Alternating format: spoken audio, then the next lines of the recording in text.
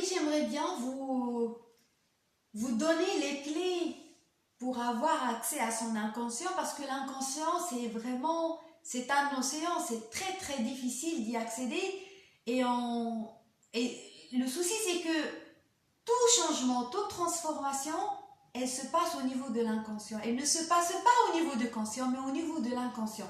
Si tu veux changer ta vie, si tu veux changer ta réalité, tu dois reprogrammer ton inconscient. C'est très très important. Sans reprogrammation de ton inconscient, tu ne peux pas changer ta vie. C'est pour cette raison-là que c'est très important, c'est pour ça que j'en parle.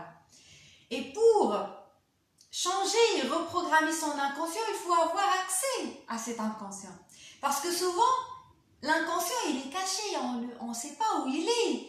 C'est parce que l'inconscient, c'est quoi? L'inconscient, c'est vraiment une...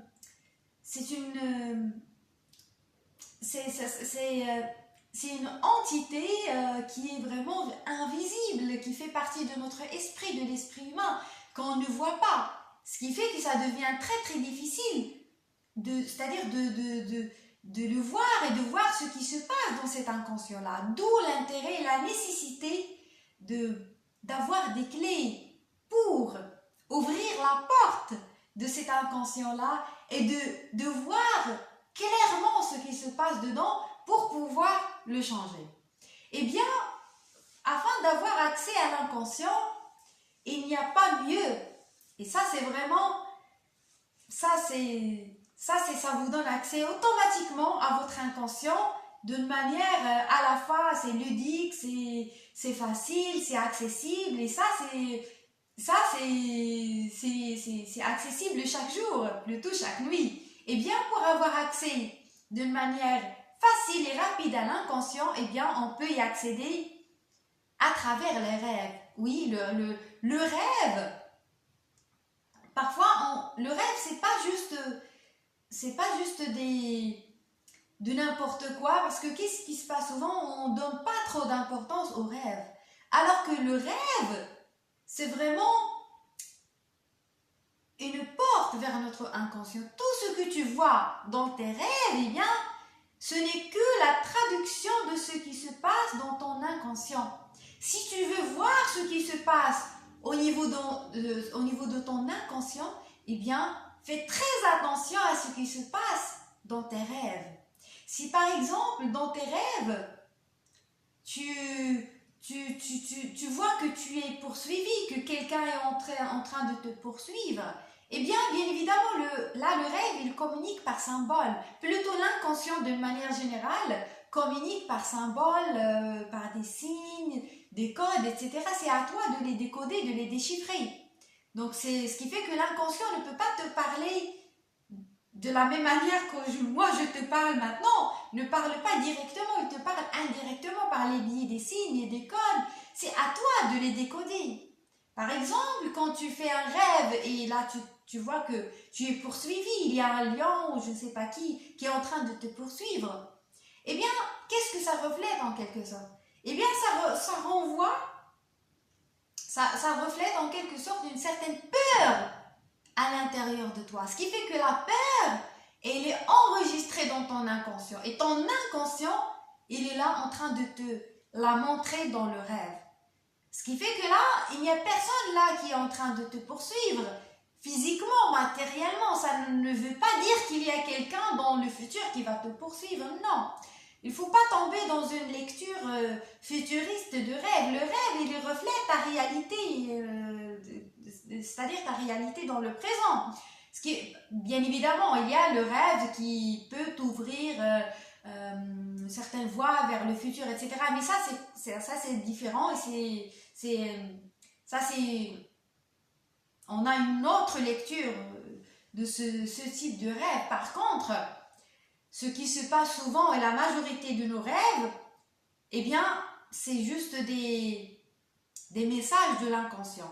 Quand tu vois que tu es poursuivi, quand tu vois qu'il y a quelqu'un qui est là en train de te poursuivre, ou tu vois que tu as peur, etc., eh bien, ça, ce n'est qu'un message de l'inconscient pour t'alerter qu'il y a la peur en toi, tout simplement. Ce qui fait que là, tu es invité à travailler sur ça, à travailler sur la peur.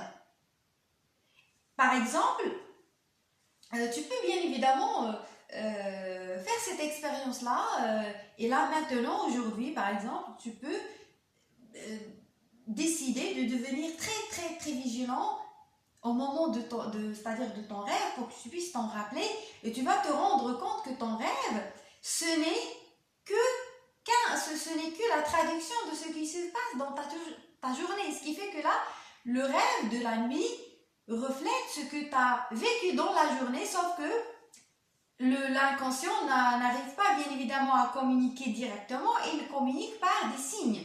Ce qui fait que là, la nuit, l'inconscient t'envoie ce qu'il a emmagasiné en nuit pendant la journée, pour que tu puisses bien évidemment faire ce travail-là et travailler sur tes rêves pour que tu puisses changer ton inconscient. Ce qui fait que là, si tu fais très attention à tes rêves, ça c'est le moyen le plus facile pour que tu puisses reprogrammer ton inconscient. Ce qui fait que si tu fais très attention à tes rêves et tu les analyses et tu travailles sur ce qui ne marche pas dans tes rêves, si tu fais le changement depuis cet endroit-là, eh bien, crois-moi que tu vas changer ta vie, et crois-moi que tu vas, de jour en jour, tu vas te rendre compte que, eh bien, tu ne vas plus rêver de la même chose.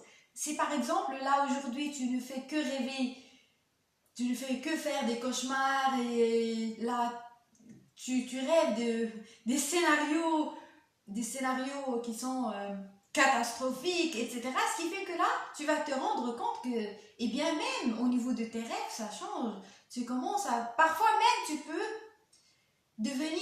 tu peux plutôt avoir des rêves lucides. Et ça, c'est aussi très très important. Parce que si tu deviens lucide et éveillé pendant le rêve, eh bien crois-moi que tu auras vraiment un grand...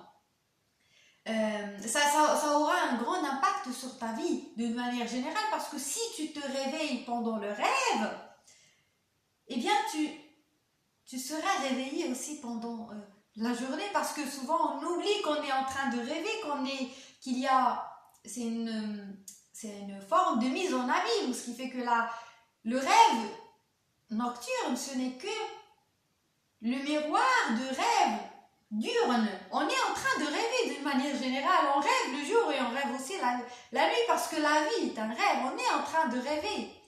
Parce que là,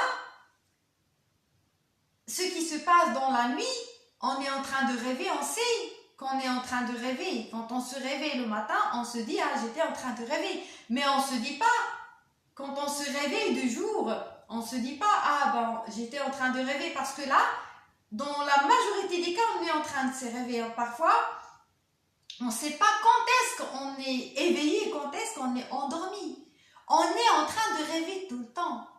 Là, maintenant, toi, tu es en train de me regarder, tu es en train de rêver de ça. Tu es en train de rêver que tu es en train de regarder YouTube.